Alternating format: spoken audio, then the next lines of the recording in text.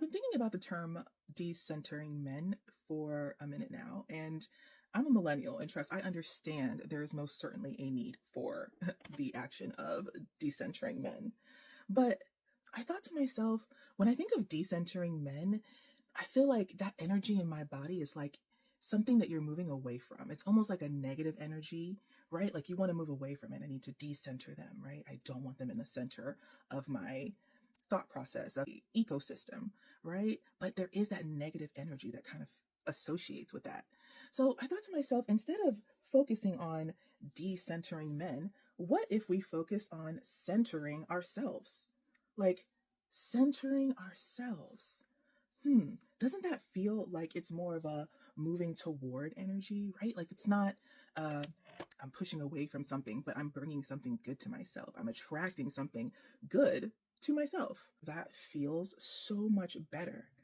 So I thought to myself, what does that look like? How do we center ourselves, right? If that's the focus, instead of decentering men, the focus is centering ourselves. What does that look like? What does that feel like? Where focus goes, energy flows, right? So if I'm focusing on centering myself, then my energy is going back to myself, right? I'm investing my own energy back into me. And centering myself looks like figuring out and investing in what brings me joy and what brings me happiness, right? And one of the things that I've learned in self awareness is that happiness is our default state. Like, honestly, 100% happiness is our default state. And when you think about it being your default state, think about when you were a kid, right? When you were young and you had so much energy when you woke up in the morning, right? No one needed to set an alarm clock. No one needed to tell you to be up and out at a certain time. Like, no, you were 110% ready for the day. You wanted to run, you wanted to play, you wanted to, go outside, you wanted to see what there was to see and be all there was to be, because happiness was your default state. You always wanted to learn something new, and not necessarily reverting back to a child, but rekindling that energy, right? That true level of authenticity in who we were before anyone started putting parameters on, our authenticity, right? Before, you know, people told you girls don't whistle, or, girls shouldn't climb trees, right? Like, I mean, us being completely us, authentically us, running around, riding bikes, staying out all, times of the day, drinking from the water hose, blowing bubbles, skipping, right? Just doing any and everything that we really wanted to do to bring joy to our lives. And that is the energy that I think we should be living in order to really center ourselves and to bring that energy back to ourselves. And I think it would be beautiful if we just said, F what society thinks that we should be doing, right? What if we didn't worry about what people thought or what it looked like, right? What if we just really focus on ourselves? What if we focused on wearing the cute outfit just because we felt like we wanted to be cute, not because we needed some place to wear it? What if we, decided to go on walks and, count all the different colors of flowers that we saw? What if we decided to learn a new hobby or cultivate relationships with girls, and women, right? And really just invest time in ourselves to do and be and feel how we want. What if we did that? And I mean, I feel like when we take the time to do that, we take the time to really get back to who we are and really understand what we want, what we like, what drives us, what brings us, more ambition. And we get to be whatever it is that we want to be. And having peace is great. But peace isn't always just stillness. It's not just silence. It's not being the only person in your space and not having to, have someone else intrude, or having to share space with someone else.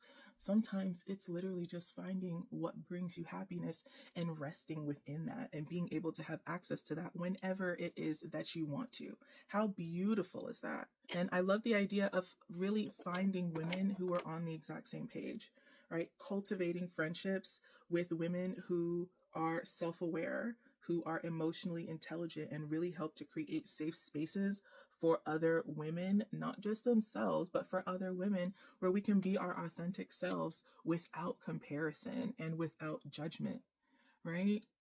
Society will sit here and tell us what we should look like, what we should be like, that our hair should be jet black, that we should be a certain size, that we should always be beautiful first, that our value lies in, what we can do and how many children that we can birth, and right, like, but it's not. Our value lies in whatever the heck we want it to lie in. And the reality is that just because we exist and there is not another one of us, that alone means that there is value, right? You go to an art gallery and there is only one of one. There is an original painting. No one is there talking about, oh my gosh, this painting has no value. It has inherent value alone just because it exists, and it's the only one in existence, right? It doesn't matter how many people think it's cute or how many people think it's ugly or how many people think it will match with the decor. No, it is priceless and it has value because it is literally the only one. That's exactly why when artists pass away, their whole catalog of artwork becomes even more priceless, because that artist will never have the opportunity to make another one, right? So we really have the ability to say, yes, I am going to invest in myself. I am going to really see what makes me feel happy, what gives me in my life meaning, right? Because we decide that, not someone else, not who's on the news, not some guy we date, not our children, right? It is us and us alone, right? God put us on here on this planet for a reason, and it's up to us to figure out and decide how we choose to serve, right? How we choose to share our gift. And I think it's high time that we stop letting that be dictated by someone else. Okay? So, I think, ladies, it is up to us to really focus our energy on centering ourselves. And if this resonates with you, I want you to type "center me" in the comments, right? And follow, because I am going to be sharing my thoughts, tips, and my wisdom on my self-awareness journey, and really sharing how we can take our power back, right? Because right now, as a millennial, I have been told so many different things on what I should be doing, should be aspiring to, should be accomplishing, and that really hasn't gotten me anywhere, right? All of that doesn't make me feel like I'm living within my purpose for my life, right? At some point, I had to put down every other thought, every other parameter, every other guideline, every other roadmap that's been given to me in my life, and I had to say, what do I want to do? What brings me joy? What makes me feel like I am making a difference? And what makes me feel like I'm making strides towards something that matters? And I had to center myself in order to do that. And now I am about to embark in one of the greatest journeys I ever have in my life. Okay? So let's take a moment, take a deep breath, and just know that if you found this page, it is for a reason. So you are not alone. You have found a girl's girl, a woman's woman.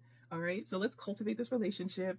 Press follow, comment, center me below, and I'll see you in the next video. Bye.